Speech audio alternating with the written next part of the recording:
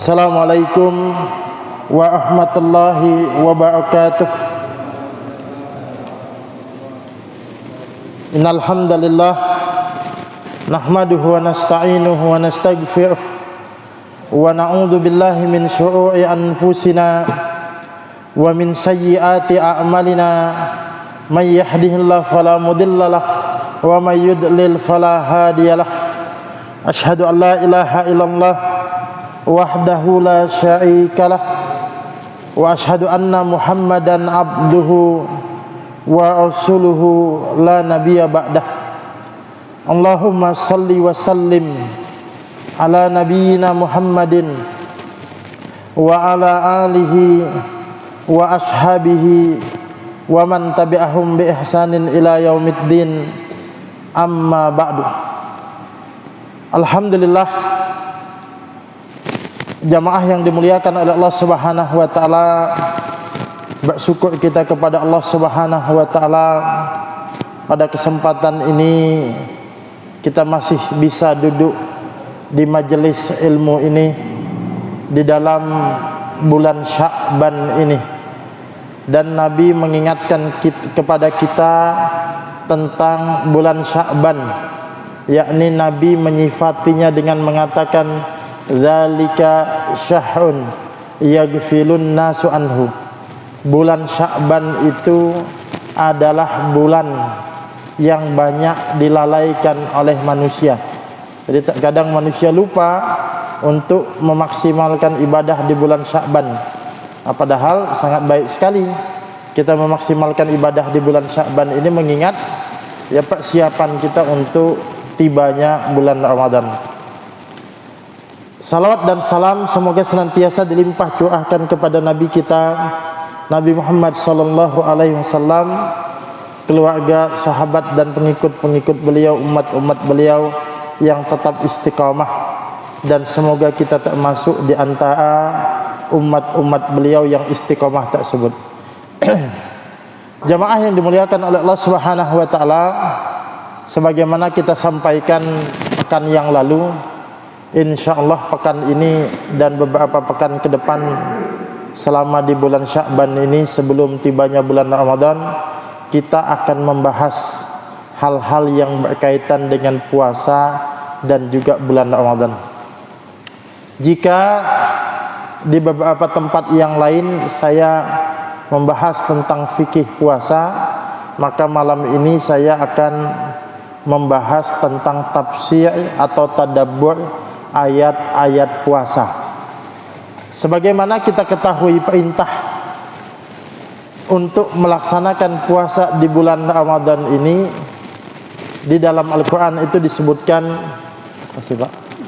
di dalam surah Al-Baqarah ayat 183 sampai dengan ayat 187. Ini ayat-ayat tentang puasa ya. Jadi kalau kita ingin mengetahui penjelasan Allah Subhanahu wa taala tentang puasa Ramadan, buka saja di dalam Al-Baqarah 183 sampai 187. Dan boleh saya katakan ini termasuk lengkap dan banyak pembahasan-pembahasan di situ.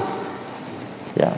Misal di ayat 183 itu berbicara tentang dasar diwajibkannya puasa. Di ayat 184-nya menjelaskan tentang rukhsah, keringanan bagi mereka yang tidak sanggup melaksanakan puasa. Ya. Di 185-nya itu menjelaskan tentang keutamaan bulan Ramadan, yakni bulan yang di dalamnya diturunkan Al-Quran. 186-nya itu berbicara tentang bahwa di bulan puasa mustajabnya doa. Ya, jadi kita dianjurkan untuk memperbanyak doa di dalam bulan puasa itu, di dalam bulan Ramadan. Di 187-nya berbicara tentang pembatal-pembatal puasa. Apa saja yang bisa membatalkan puasa itu disebutkan di dalam ayat 187-nya, dan juga di 187 itu nanti menjelaskan sedikit tentang iktikaf. Nah, jamaah yang dimuliakan oleh Allah Subhanahu wa taala, dalam rangka persiapan menyambut bulan Ramadan inilah ada baiknya kita kembali membuka ayat-ayat tersebut. Maka saya sarankan di bulan Sya'ban ini, di sisa waktu kita, nah di sela-sela ya kesibukan kita, kita sempatkan untuk membuka ayat tersebut di rumah, baca terjemahnya. Kalau di rumah kita ada tafsirnya, kita baca tafsirnya, tidak usah cepat-cepat bacanya, pelan-pelan saja ya. 183, 184, 185, 186 sampai 187, 5 ayat saja. Tapi kemudian ya kita pahami baik-baik. Itu bekal kita. Di situ ilmu yang penting, karena ilmu dari Al-Qur'an. Nah, jamaah yang dimuliakan oleh Allah Subhanahu wa taala, ya memang agama kita ini selain dia agama amaliyah, ya Islam ini agama amaliyah yang menuntut kita untuk mengerjakan berbagai macam amal, tapi di sisi lain agama kita ini juga jangan lupa agama ilmiah, ya. Agama ilmiah. Maksudnya apa agama ilmiah? Yang wajib bagi kita untuk melandasi semua amal-amal perbuatan kita itu dengan landasan ilmu. Dan basic ilmu yang pertama adalah tentu saja ilmu yang bersumber dari Al-Quran, nanti kemudian juga dari hadis Nabi Sallallahu Alaihi Wasallam. Nah, jamaah yang dimuliakan oleh Allah Subhanahu Wa Taala, kita mulai dari ayat 183. Mudah-mudahan 5 ayat ini nanti sempat kita bahas di dalam 4 pertemuan di bulan Sya'ban ini. Di ayat 183 Allah Subhanahu wa taala menegaskan, ya ayyuhalladzina amanu kutiba alaikumussyam kama kutiba alal ladzina min qablikum la'allakum tattaqun. Wahai orang-orang yang beriman, diwajibkan atas kalian berpuasa sebagaimana telah diwajibkan atas umat-umat sebelum kalian, la'allakum tattaqun, agar kalian menjadi orang yang bertakwa, atau agar kalian bertakwa. Nah, jamaah yang dimuliakan oleh Allah Subhanahu wa taala, coba kita tadabburi ayat ini ya, kalimat per kalimatnya. Allah Subhanahu wa taala memulai ayat ini dengan ya ayyuhalladzina amanu, hai orang-orang yang beriman. Kalau tidak salah ada sekitar 80-an ayat lebih yang dimulai dengan ya ayyuhalladzina amanu ini. Dan apabila suatu ayat di dalam Al-Quran didahului dengan ya ayyuhalladzina amanu, maka menunjukkan bahwa ayat ini adalah sangat penting, menuntut perhatian dari kita. Maka ada seseorang yang datang kepada sahabat Nabi. Sahabat itu namanya adalah Abdullah bin Mas'ud. Ya. Sahabat ini namanya Abdullah bin Mas'ud radhiyallahu anhu. Lalu seseorang ini tadi berkata kepada Abdullah bin Mas'ud ini, wahai Abdullah, beritahukanlah kepadaku tentang sesuatu. Ini tradisi orang-orang dulu, itu biasa kalau datang bertanya tentang agama, datang minta nasihat, itu biasa. Jadi kalau ketemu orang saleh, ya kan, yang ditemui ini adalah sahabat Nabi, orang saleh, tak masuk ulamanya di kalangan sahabat Nabi, maka mereka biasanya minta nasihat. Makanya dulu ada ungkapan, ya ada ungkapan tuh gini. Dulu orang kalau ketemu ulama, ketemu orang saleh, 2 hal yang paling tidak dilakukan. Kalau bukan minta doa, ya, kedua adalah minta nasihat, minta ilmu. Orang sekarang, Pak, kalau ketemu ulama yang pertama dilakukan minta apa? Minta foto, Pak. Itu dulu ya. Yang pertama minta foto. Ya enggak apa-apa lah minta foto, tapi habis itu minta ilmunya. Ya. Dan kadang cuma minta foto aja.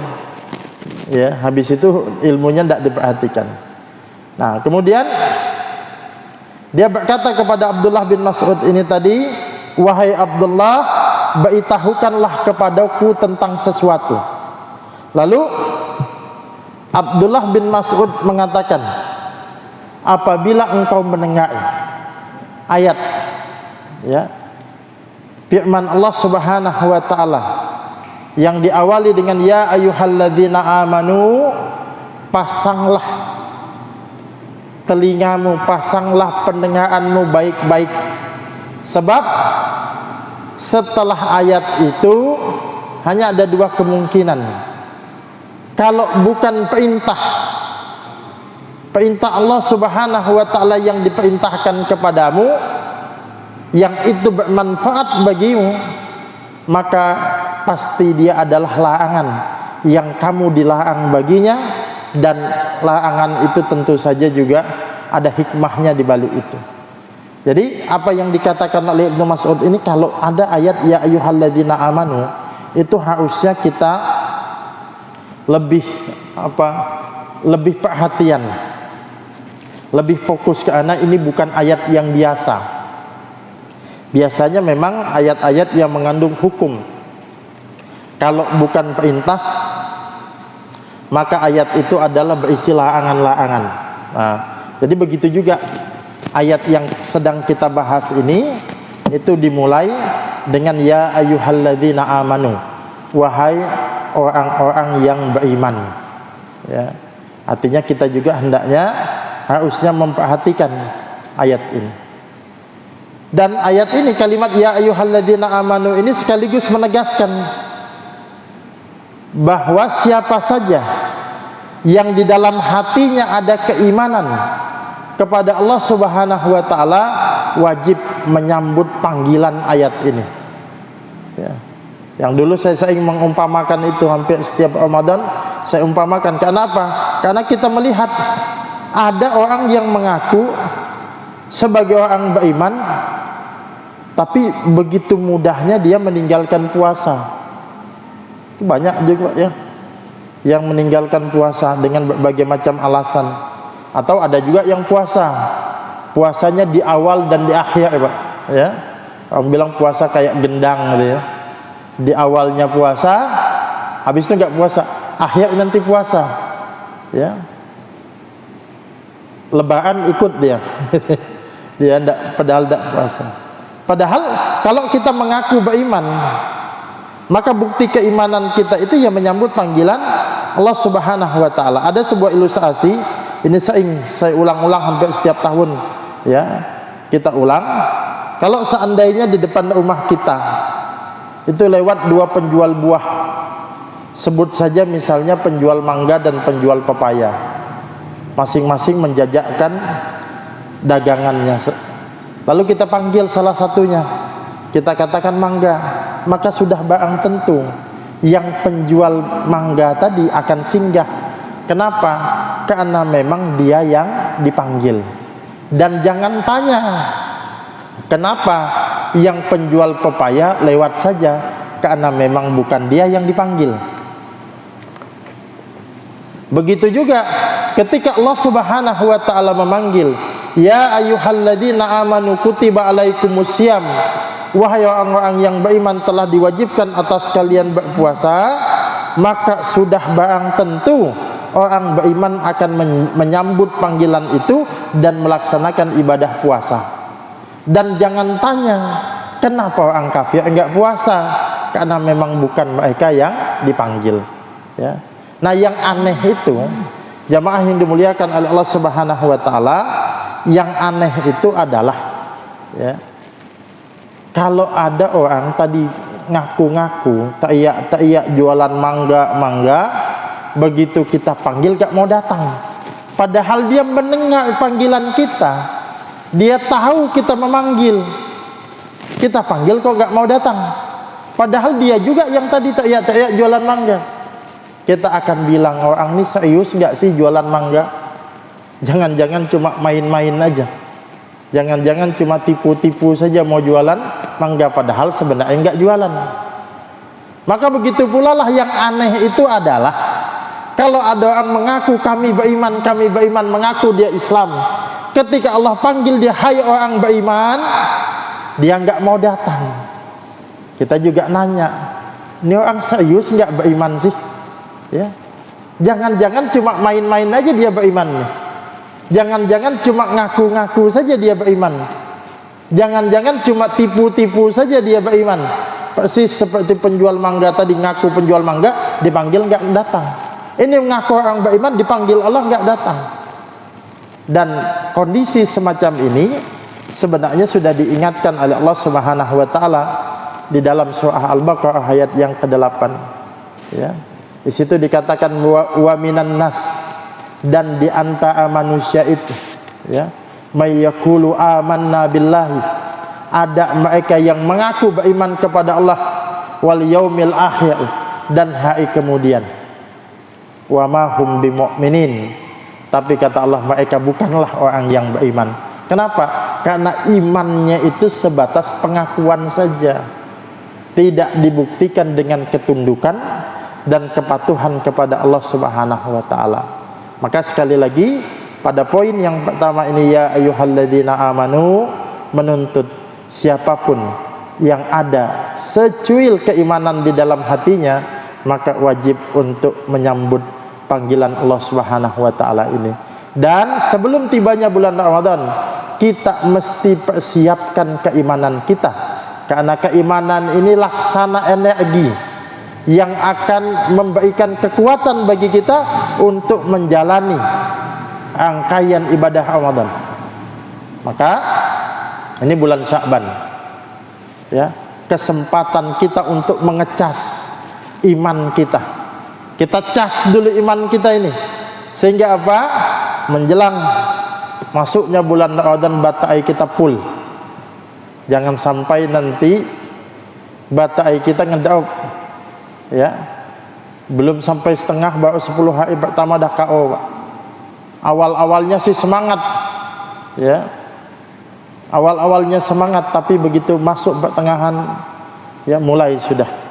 Makanya ada yang bilang sholat tarawih itu setiap malam semakin mengalami kemajuan, bukan maju bertambah jumlahnya, Pak, sopnya yang maju. Yang tadinya sampai belakang situ, ya, pekan pertama mungkin masihlah 3/4, tengah, nanti kemudian setengah, sampai akhir ya paling mungkin 2-3 sop saja lagi, ya. Itu mengalami kemajuan. Itu ya ayyuhalladzina amanu. Kemudian ayat selanjutnya atau kalimat selanjutnya adalah kutiba alaikumusiyam, telah diwajibkan atas kalian berpuasa. Nah, ini menjadi landasan hukum puasa itu adalah wajib. Akan tetapi di dalam ayat ini memang belum jelas atau belum terlihat secara langsung, ya, puasa apa yang diwajibkan, karena belum ada kalimat puasa Ramadannya. Kutiba alaikumusiyam, telah diwajibkan atas kalian berpuasa. Masih memunculkan pertanyaan, kapan puasanya, berapa lama puasanya, ya. Di dalam 183 ini, ayat 183 ini belum menyebutkan berapa lama puasanya. Nah, ternyata di ayat 184-nya itu dijelaskan ayyamam ma'dudat, bahwa puasa yang diwajibkan kepada kita itu tidak sepanjang tahun, tidak juga setengah tahun, tapi ayyamam ma'dudat, beberapa hari tertentu saja. Ini memberi sebuah motivasi kepada kita, ternyata puasa itu tidak lama, ya, puasa itu kewajiban yang sebentar. Makanya Allah Subhanahu wa taala mengatakan ayyamam ma'dudat, yaitu beberapa hari tertentu. atau beberapa hari yang ditentukan. Ini menunjukkan sebentar. Seperti misalnya saya kalau kegiatan dakwah keluar kota, teman nanya berapa lama perjalanan dakwahnya, saya akan jawab tidak lama, beberapa hari saja. Itu menunjukkan sebentar. Begitu juga ketika di 183 belum dijelaskan berapa lama puasanya, kita bertanya berapa lama, Allah menjawab ayyamam ma'dudat, beberapa hari tertentu saja. Tapi sekali lagi, di dalam ayat 184 ini pun belum tegas lagi menjawab beberapa hari itu pastinya kapan, tepatnya kapan.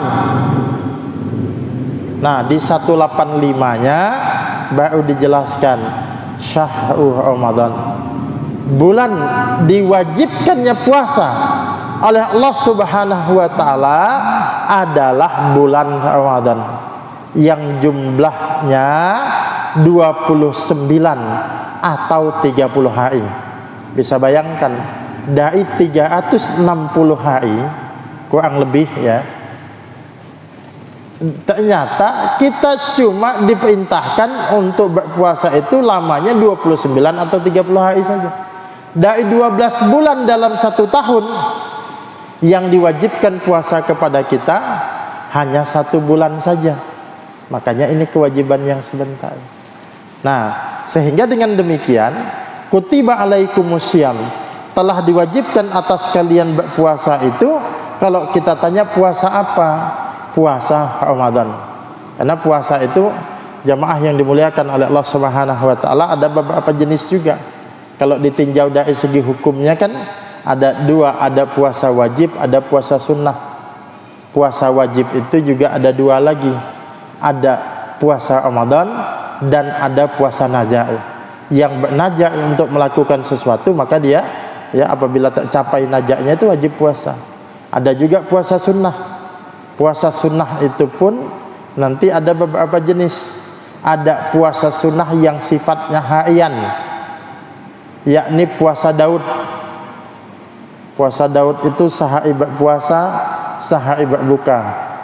Ya, berpuasa lagi, berbuka lagi, dan inilah sebaik-baik puasa sunnah, puasa Daud ini. Kemudian ada lagi puasa sunnah yang sifatnya pekanan, yakni puasa Senin dan Kamis. Ada lagi puasa sunnah yang sifatnya bulanan, yakni 3 hari dalam sebulan. Lebih khususnya lagi adalah puasa Ayyamul Bid 13, 14, 15 ya, tanggal 13, 14, 15 setiap bulan. Kenapa disebut Ayyamul Bid? Ayyamul Bid itu secara bahasa artinya adalah hari-hari putih. Nah, puasa putih, tapi bukan puasa putih yang lain itu yang makan nasi atau minum air putih aja, bukan. Tapi yang dimaksud hari putih ini adalah waktu bulan purnama 13, 14, 15, ini bulanan.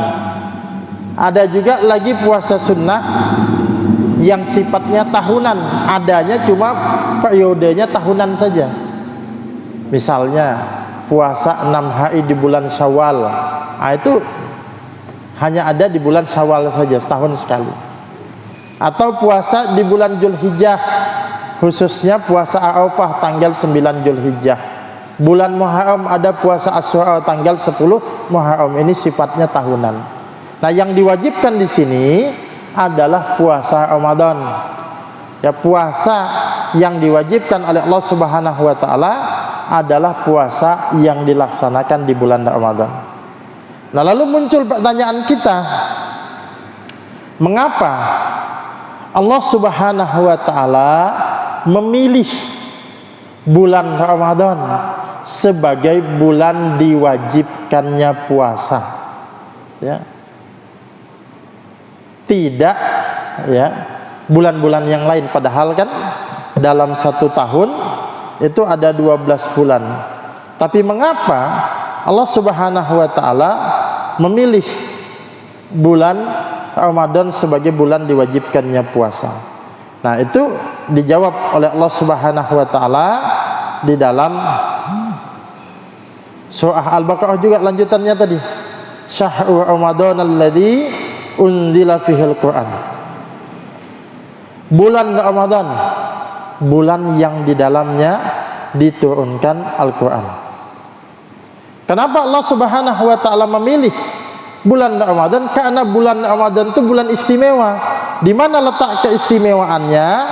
Karena di dalam bulan Ramadan itu diturunkan Al-Qur'an. Makanya para ulama mengatakan bahwa sebab keistimewaan bulan Ramadan itu adalah karena bulan itu sebagai bulan turunnya Al-Qur'an. Maka siapa saja di antara kita yang ingin yang ingin puasanya itu juga mendapatkan keistimewaan, jangan pisahkan antara puasa kita dengan Al-Quran. Tadi saya ulang, konsepnya itu begini: Ramadan itu mulia karena Al-Quran. Maka kita kalau ingin mendapatkan kemuliaan di dalam bulan Ramadan ini juga jangan memisahkan Ramadan kita, puasa kita dengan Al-Quran. Dan kita bisa melihat Al-Quran ini memang mulia. Makanya Al-Quranul Karim diturunkan oleh Zat yang maha mulia, yakni Allah Subhanahu wa ta'ala. Dibawa oleh malaikat. Malaikatnya pun menjadi malaikat yang mulia, yakni malaikat Jibril alaihi salam. Maka jadilah malaikat Jibril itu menjadi malaikat yang paling mulia di antara malaikat-malaikat yang lain. Wahyu itu, Al-Quran itu diterima atau disampaikan kepada hamba pilihan Allah Subhanahu wa ta'ala. Hamba pilihan Allah Subhanahu wa ta'ala, yakni Nabi Muhammad sallallahu alaihi wasallam. Maka jadilah Nabi Muhammad sallallahu alaihi wasallam menjadi nabi dan rasul yang mulia, menjadi pemimpin para nabi dan rasul. Bulan diturunkannya Al-Quran itu juga menjadi bulan yang mulia, yakni bulan Ramadan. Malam diturunkan permulaannya Al-Quran juga menjadi malam yang mulia, yang kita kenal dengan Lailatul Qadar. Dan orang yang mempelajari dan mengajarkan Al-Quran itu juga menjadi manusia yang mulia, sebagaimana sabda Nabi, khairukum man ta'allamal Qur'an wa 'allamahu. Sebaik-baik kalian adalah orang yang mempelajari Al-Quran dan mengajarkannya.